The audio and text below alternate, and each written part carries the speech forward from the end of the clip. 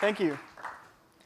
All right, so show of hands, how many people here are familiar with HubSpot? Like you've heard of us, maybe you've used our products before. Okay, cool.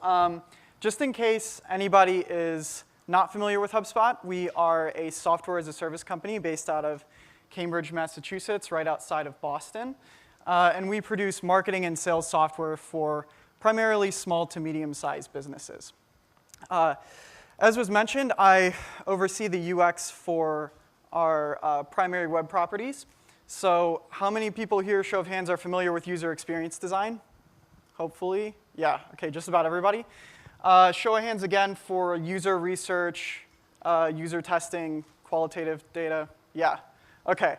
So just in case you're not familiar with what user testing is, because that's basically the core of this talk, it's essentially where a designer will take their design, their product, whatever it is that they're producing, put it in the hands of an actual user, let the user use that product, give feedback on it, take that feedback back with them to their company, and then use that to drive the product forward. So instead of staying within the confines of their business and letting internal stakeholders drive the design, they actually are going out and letting the users tell them what they need to do next. So that is essentially what we're going to be discussing here. A lot of this involves some interesting meetings that can take place. So I get to go to some really cool meetings at HubSpot, and I've noticed a pattern with designers. They like to drop words of wisdom and quotes and ominous things when they walk into meetings. One of a popular one that I hear a lot of the time is, simplicity is the ultimate sophistication. This is a Leonardo da Vinci quote, very nice. One that I hadn't heard yet, however, was hold my beer. And I was thinking about this one. I was like, maybe there could actually be something in this. Like maybe we could use this as the mantra to drive the UX work that we were doing at HubSpot.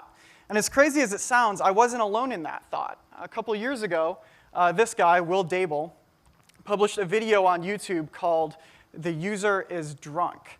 And it caught a lot of traction. It went viral within the UX community, which means that it stalled out at about 200,000 views. But that was awesome for us.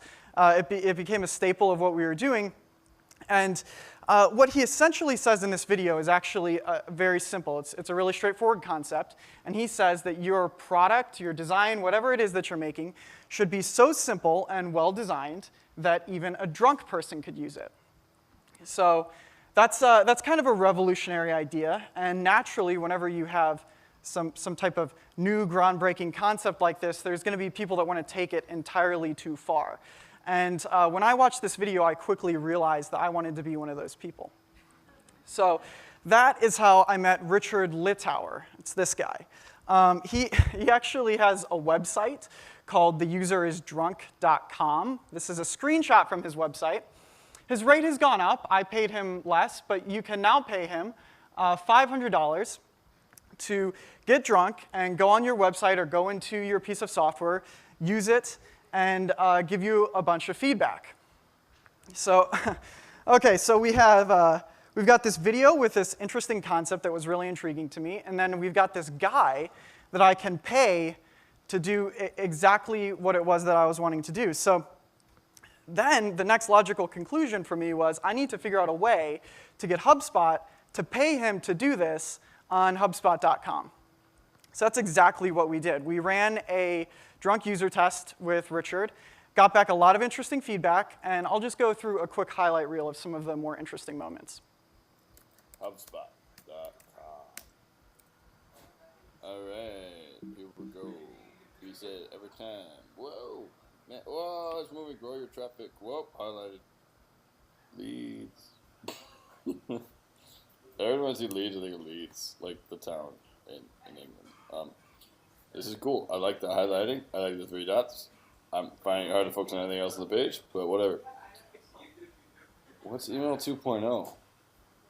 I think I'm still on email 1.0. Isn't everyone on email 1.0? What is this? Can I click here? No. Willkommen bei der Marketingplattform Nummer 1. Die von 11.000. I don't know how to say that in German. Hi. I totally can't read Japanese. All right, going back. You guys are a really successful site. And this is a lot of footer. When your footer can take up your entire page on a 15-inch monitor, you probably have too much footer. So, all I really know about you is that you do marketing and you help me grow. I just don't think you guys are meant for drunk users. I think you guys are meant for users who are really like, I don't know what kind of users you guys. It sounds like you're meant for large-scale clients who are willing to spend money on buzzwords. So this quote, that one hurt. That sent shockwaves through our company. People were sending that around. That was interesting. Part of the reason that it hurt so much, though, was because this was some really direct, honest, harsh feedback that we hadn't heard before, but in a sense, we knew that it was true, right? So we took this feedback, and we took a step back and started to look at the user test that we ran with Richard and criticize our design in that context. We found a couple major weaknesses within the existing design that we had.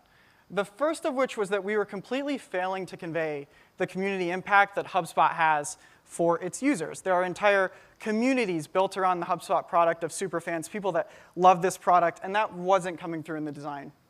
We also were failing to convey the business impact that the product has for its customers. So we have over 15,000 customers in over 90 countries around the globe who depend on HubSpot as the lifeblood of their business, and that wasn't really coming through in the design. At the same time, if we were to take a quick search to Twitter, we would see a lot of this community and this impact coming out in hashtags that are related to HubSpot. This woman, she tweeted hashtag motherfucker about a CRM. That's somebody getting ridiculously excited about a piece of software. Same thing happened at Inbound. That's our annual conference. It just happened in September. 14,000 people came out. And we launched a freemium product called Lead In, and people were getting really excited about that. One person got so excited that she impromptu proposed to the product manager for Lead In. And if we look at this design, it's just not really there. I'm not really getting any of that. So we can kind of break down where some of the big weaknesses were coming out in this design that caused the user test with Richard to go the way that it did. And I'll kind of give you a couple examples. If we were to look at the hero section of the homepage, we'll see that we start with a benefit. We say, grow your business. That's really great.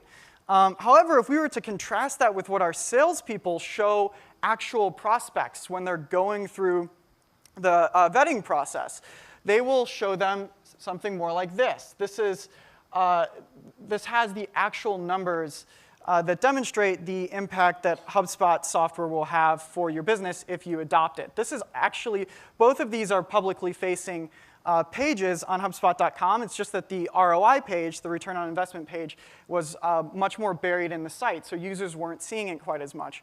We could see the same pattern if we were to scroll down the page a little bit. We'd see a headline that says inbound marketing and sales software, which is great to the user that knows what inbound marketing and sales software is. But unfortunately, a lot of our users didn't know what that was. So they didn't know exactly what it was we were trying to sell them. However, if we were to contrast that again with what the salespeople were showing prospects, we noticed that they were actually just showing them the software. Hey, this is the software. This is what it does. This is how this works. There was a little bit of a difference between what our homepage had and what our users actually wanted. And we could boil it down to a very simple concept, which was don't tell me, show me. So that's a great learning. We were able to apply that to the design. At the same time, there were other learnings that we pulled out of Richard's test that we were already pretty aware of, just in different ways. So if we were to look at this piece of the homepage, this is the core thing that we want to focus on here is that this orange sort of funnel-looking thing is a static graphic. It's just an image on the page. However, when we heat mapped this with 100,000 users, we saw that users were actually clicking on this static image. Those purple dots, it might be a little bit hard to see, but on all of those icons, there's like little purple dots, which represent clicks from users live on our site. So that's never good when you notice that there are concentrated areas of users clicking on something that doesn't do anything. So we had a lot of hypotheses around like what was actually happening here. Is it that users were expecting the funnel to animate and pull out additional information or do something cool, and that's why they were clicking on it? Is it that they were clicking on each icon expecting it to take them to the respective product page, which is what we saw in the test with Richard? Or was this some type of user error, something that actually wasn't an issue of the design, but rather it was happening in some other technical capacity? We weren't completely sure. But that's what we were able to actually confirm with the drunk user test that we ran when we saw him sort of sit there and just click on that email 2.0 icon. And then through additional user testing, we were able to replicate that behavior as well. Took this information, iterated on it, and we got a funnel that looks like this. It's just a little bit more interactive. If you hover over different sections, it'll animate. And if you click on one of the icons, it will take you to the respective product page. Heat mapped that again with 100,000 users and saw that engagement went up significantly. So this was really good, because one of the key performance indicators for HubSpot.com is that we specifically take users from the homepage to the product pages, because that pushes them down the path of conversion. So that was a really nice improvement for us. We saw some big metrics get impacted by this. Conversion rate from the homepage to the product pages went up. Exit rate for the homepage went down. And user pain point exhibiting behaviors also went down. We had less users, for example, going directly from the homepage to the FAQ. So if we take a step back and we look at we then took this information and we iterated on it. We iterated a few more times. And then we landed on a design that looks like this. So this is the current homepage for HubSpot.com. It's a massive departure from what you saw earlier. But it's progress in terms of where we need the design to be to help aid our users better along what it is that they're trying to accomplish on our site. So what I was saying earlier, if we look at the feedback that we got from Richard in our drunk user test, it'd be very easy to characterize that as harsh feedback, especially for the designers that were tasked with creating that original design. He tore that thing apart in a lot of ways, right? As designers, it could be really easy to dismiss that and say, hey, this guy's being mean. I don't really like what he's saying. He doesn't know what he's talking about. But actually, as we took that information and we used it to apply it to the design, we saw this harsh feedback turn into true business impact. Stuff that actually impacted our users, impacted our metrics, impacted the things that we do every day. So that's great. There's a problem, though. This type of really direct and honest feedback is rare in standard user testing scenarios. You don't usually get a user to say something quite as honest as what Richard was saying there, which raises a question. What about the drunk user test was different? What made it different? What caused him to give us such honest and direct feedback? And more importantly, does the user actually need to be drunk in order to give us the feedback that we saw from the drunk user test? And I'll answer that very succinctly. No. I believe that with the proper approach, you can pull really great user feedback in any standard user testing scenario, even with sober users. So this raises another question. What are the different approaches that we can take to user testing to pull this type of feedback? So I'm going to talk about that really quickly. This might be a review for some of you, but there's two different core types of user tests, and I think it's good to kind of lay the foundation before we get into the best ways to execute these things. So first type, in-person moderated user test. Second type, remote unmoderated user test. There are additional types, but these are like the two core buckets that you're going to be dealing with. The test that we ran with Richard was a remote unmoderated user test. So an in-person moderated test would look something like this. You've got the moderator or designer on the left here, and the research participant on the right. They're both located in the same location, so that's in person. And then the designer or moderator can interject at any time during the test and probe the user, ask additional questions, course correct, whatever. So they have the ability to actually moderate the test. By contrast, a remote unmoderated test could look something like this. You have the user in a completely different location than the moderator, and it's not possible for the moderator or designer to interject during the test at all. Instead, they put the user through a set of prompts and tasks and a design and all of this stuff that they prepared ahead of time, recruit users to go through it. User goes through that process, and they spit out some type of result, a bunch of feedback. It would usually look something like this. It's basically a 15 to 20-minute screen recording where you have like the user's actual screen and what they're seeing as they go through those tasks, and then they'll narrate along the way and let you know what's going through their head. And then you can go back as the designer, watch it, annotate it, and get your feedback. So now that we know the different types of tests that we can run, how do we use these tests in order to get the great feedback that we were able to get out of the drunk user test? So I'm going to speak to that. Responsible user testing, the best ways to pull this type of feedback. I'm going to break this down into 3 different sections. The first of which is segmentation, how you're segmenting your users and selecting them. The second of which is testing, the actual testing process. And the final one is the results gathering and distribution process. So I'll start with segmentation. First and foremost, you always want to know your demographic. Don't serve the test to a user that the test isn't relevant to. Otherwise, you're going to start getting feedback like, I don't like your logo, or I don't like the colors that you used on this page, because the user won't understand what your business is, what it is that you're selling or that you're doing, and they won't really be able to comment on that. So you want to make sure that you're serving the test to people that it's relevant to. This is a set of demographics for a remote unmoderated user test. It's really high-level stuff, right? So like age, location, maybe the technology that they're using, so that you can just get a general sense for the type of people that you're going to be recruiting. Then you can follow it up with screener questions where you get more specific with the people that are going to be going into your test. So you can ask multiple qualifying questions of your research participants before you admit them into the test. This is a set of screeners that you could run for a remote unmoderated user test. For this instance, there's 2 of them.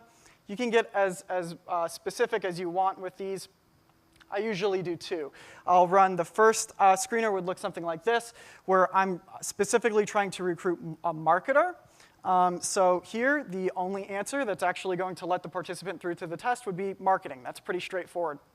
And then I want to verify that they actually are a marketer and that they didn't get through the test just by chance, and also that they're the caliber of marketer that I want to be taking my test. So I'll ask them a qualification question like this. Now on to the testing portion. So you always want to run something called a pilot test whenever you're running a remote unmoderated user test. And essentially what this is it's a user test for your user test. So if we think back to this thing that I showed a little bit earlier where we've got a prompt, some tasks, a design, all of this stuff, you prepare all of this stuff before the test, right? What you want to do is you want to take a single user and put them through everything that you prepared, and then see the results that they spit out the other end. You may find, however, that as they go through everything that you put together, maybe they get stumped on, say, task number 3. They're like going through the test, and the user's like at task number 3, and they just don't know what it's asking them to do. So they kind of go off and don't exactly give you feedback on that, and as a result, this skews the data that you're collecting. You're not going to get good feedback for task number 3 because the user doesn't understand what you want them to do.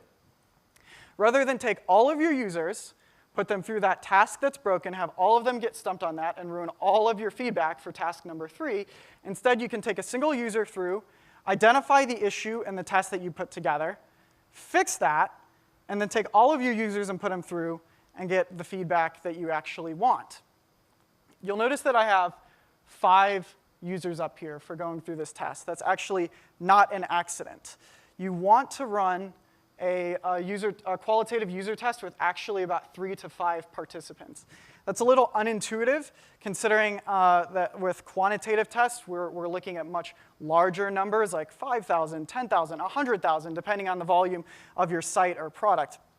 However, with a qualitative test, we have found that the optimal number of users to run the test with is about 3 to 5 if you want to get the most feedback for the least cost. Don't inadvertently lead your users. So you don't want to tell them exactly what it is that you're trying to test for. A good way to think about this is if you have a job application on your site, right? You've got like this form, and then at the bottom of it, you literally have a button that says submit. You wouldn't want to create a task that says submit the job application form, because here you're guiding the user to 1, find a form, and 2, click the submit button. They might not do that in their natural browsing experience because they weren't specifically told to look for a form and a submit button. A really good way to think about this is that you're never going to have a user coming to your site that says, I want to submit a form. No user comes to a site thinking that they want to submit a form. However, you might have a user come to your site that thinks, I want to apply for a job. That's what they're actually trying to accomplish. And the way that they're going to accomplish that is through submitting a form. But that's not what they're coming there for, right? So you want to frame your tasks around that.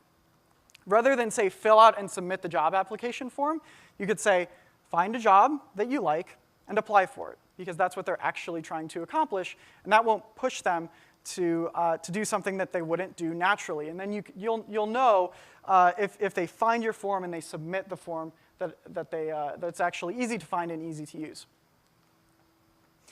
Now, finally, for the results gathering and distribution portion, whenever you're collecting qualitative data, you always want to pair it with whatever quantitative data you're collecting as well. Take those 2 different data sets and overlay them, and look for areas where the quantitative data is telling you the same thing as the qualitative data.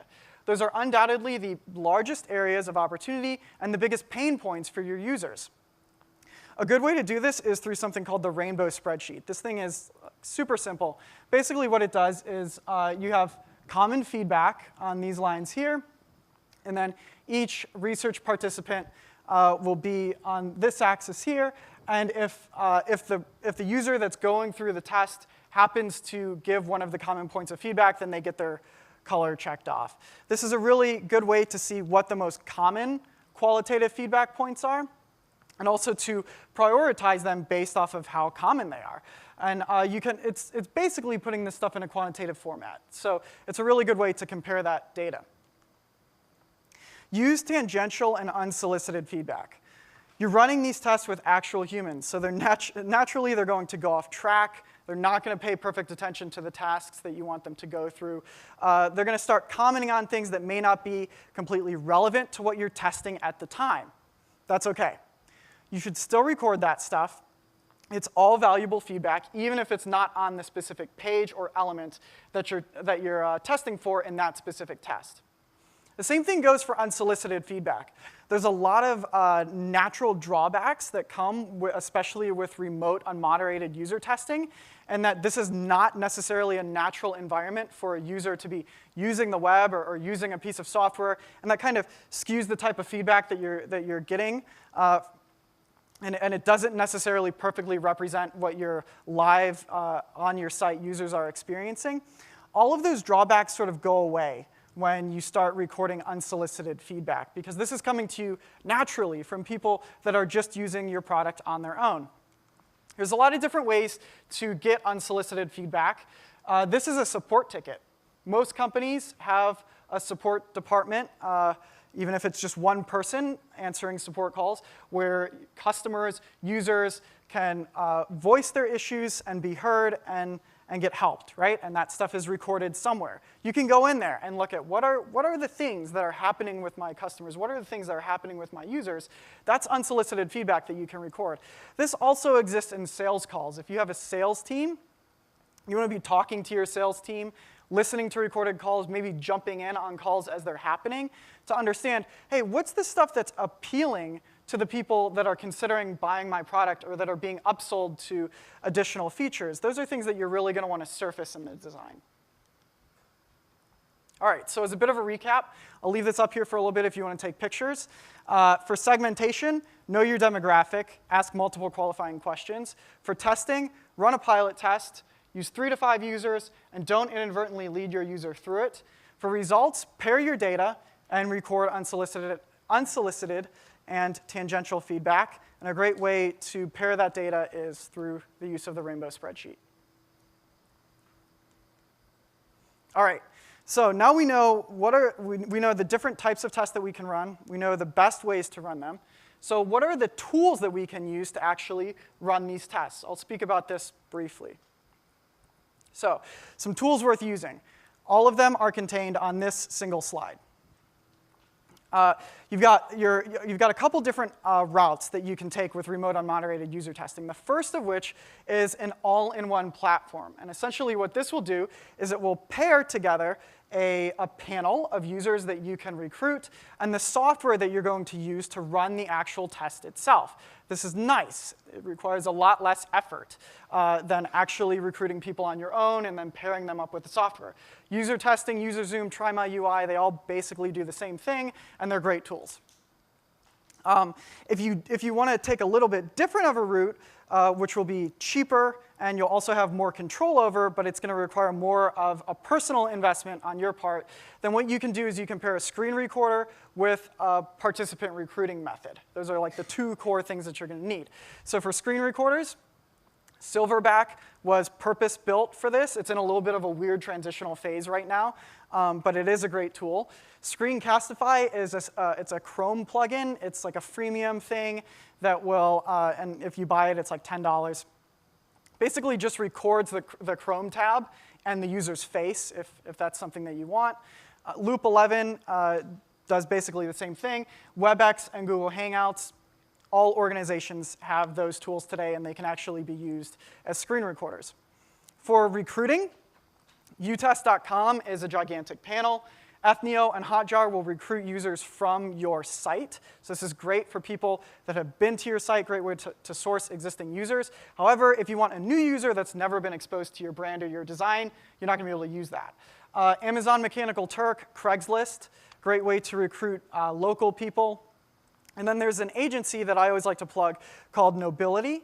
And what they will do is they will link you up with specific users that have different disabilities, whatever disability is that you need to test for as you're going through the accessibility part of your design. That's becoming an increasingly more important aspect of design for the web. So it's really great to have access to that.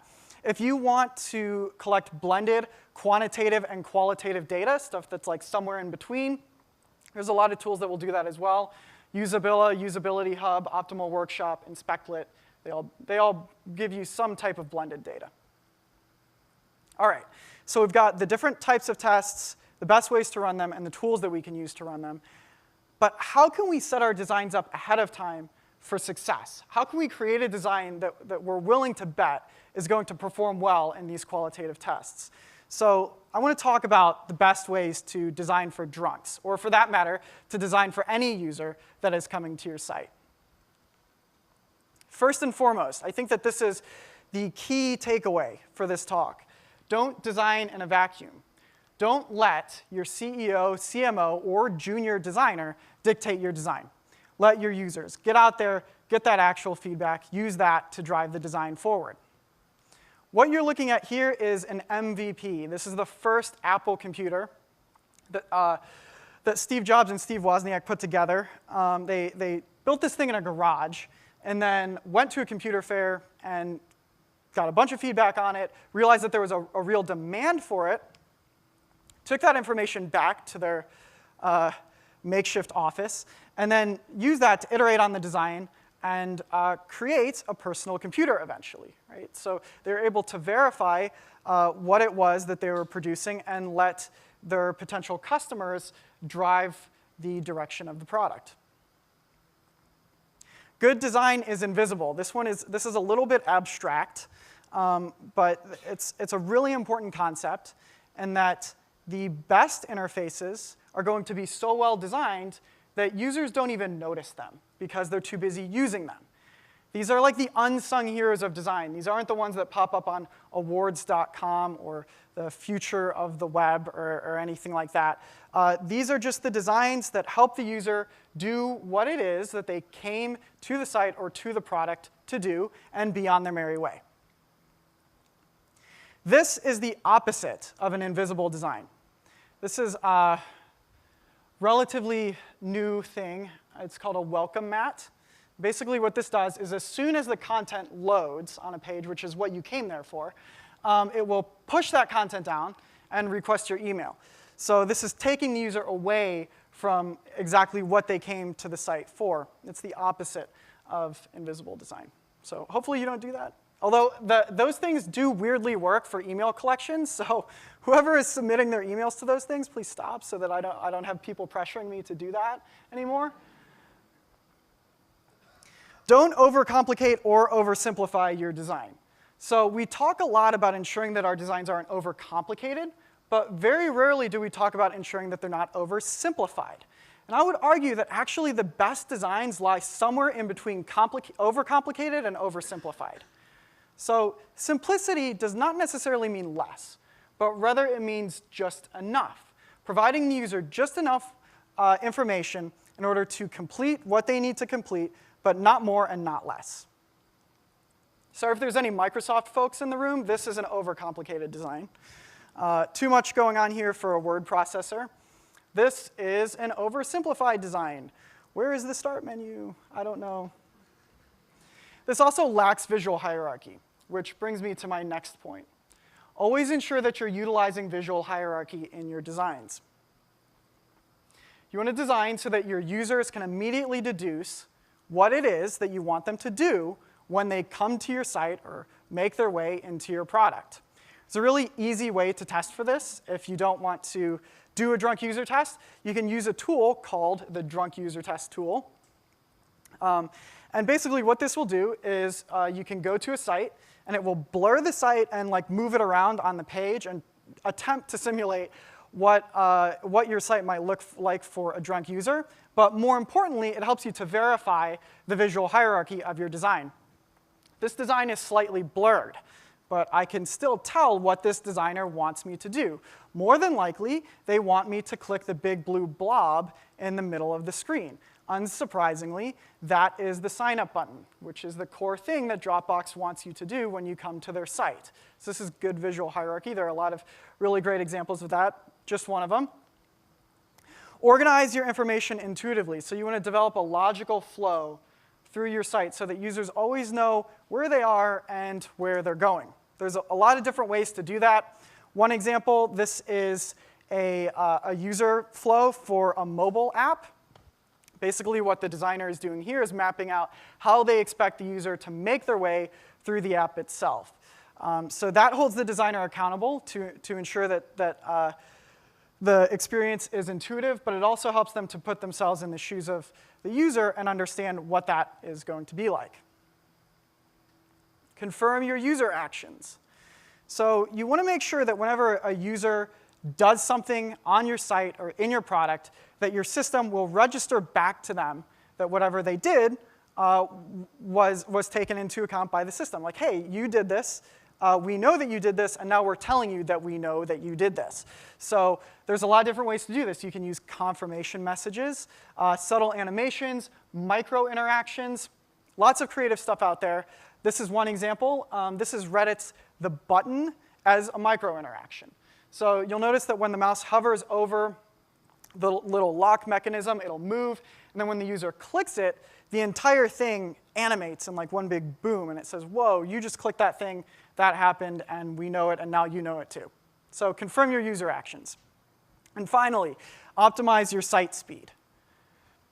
Run speed tests, compress your images, minify your code. Make sure that your site, your product, whatever, are running at an optimal speed so that your user doesn't get bogged down throughout the process. 3 seconds. That is the amount of time that you have for your site to load before the average user is going to leave. $1.6 billion. That is the amount of money that Amazon calculated they would lose in a single sales year with a 1-second delay in their load time. This is not unique. Take any large tech company that has a lot of traffic volume, and they have a study that they've published exactly like this. They've all woken up to this. They've all realized how big of an impact performance has on the success of their designs. So, recap. Don't design in a vacuum. Good design is invisible. Don't overcomplicate or oversimplify. Utilize visual hierarchy. organize your information intuitively, confirm your user actions, and optimize your site speed. All right, so we've got the different types of tests, the best way to run the tests. We've got good ways to execute the designs ahead of time and the tools that we can use to do that. So how do we take all of this information and implement this at our companies after we leave this conference, right? So I want to talk about creating a culture of UX in your company. First principle, everyone is a UX designer. That's not to say that everybody has the responsibilities or expertise, if you want to call it that I have in my organization. But it is to say that everybody should have a sense of ownership over the product that they're creating. So they feel that the product that your company is putting out is partially theirs as well, and that they are responsible for it. What this does is if you take a scenario with a if you take a scenario with a support rep, and you've got one of your customers that calls in and says, hey, I can't find this thing in your tool. Naturally, the support rep is going to help lead your customer through the process of finding that feature and completing the task that they were trying to complete.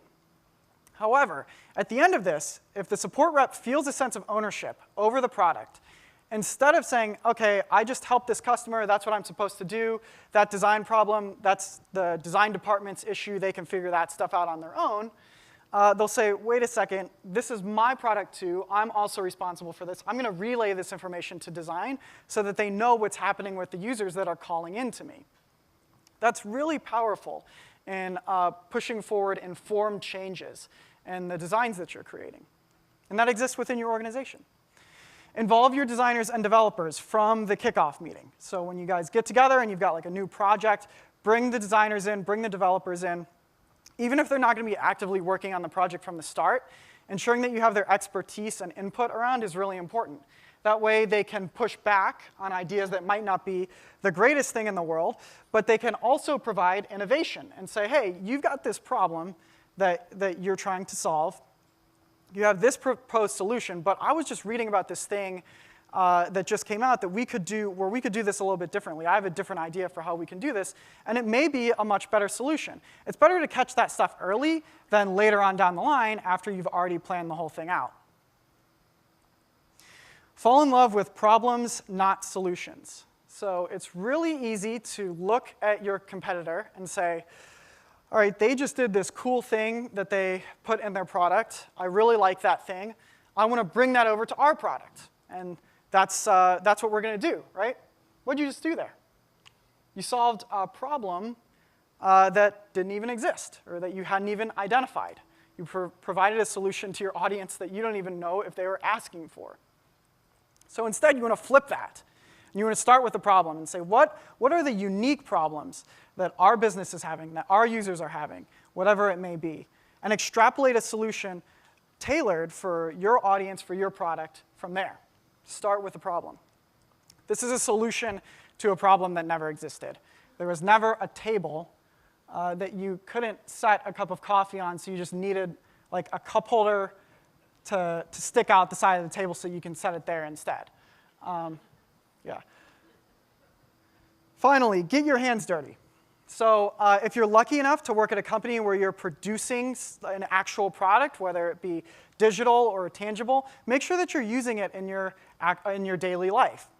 This will help you to familiarize yourself with it a little bit more. It doesn't necessarily mean that you represent the user, because you don't, but you will understand a little bit more what it's like to use the actual product. If you go to my personal website and you pull up Tag Inspector, you'll notice that I'm running HubSpot on my site. So this kind of puts me into that situation where I work at the company, but I also use the product in my daily life, and that helps to inform my decisions a little bit more. So again, as a recap, everyone is a UX designer. Involve your designers and developers. Fall in love with problems, not solutions, and get your hands dirty. Make sure that you're using the stuff that you guys are building. If you do that, I will wager that you can go from collecting feedback that was previously only available with drunk users and pulling it out of every standard user testing scenario that you have every day in your organization. If you want to hear more about this, this is HubSpot's contact information on the right, my contact information on HubSpot on the left, mine on the right. And this short link, uxd.to/drunk, will take you to a page that was specifically built for this talk. You can see the slides there. You can see a recording of this talk where it happened elsewhere. And you can also get sources for a lot of the stuff that I mentioned today, including the full drunk user test video, if that's something that you're interested in. Thank you.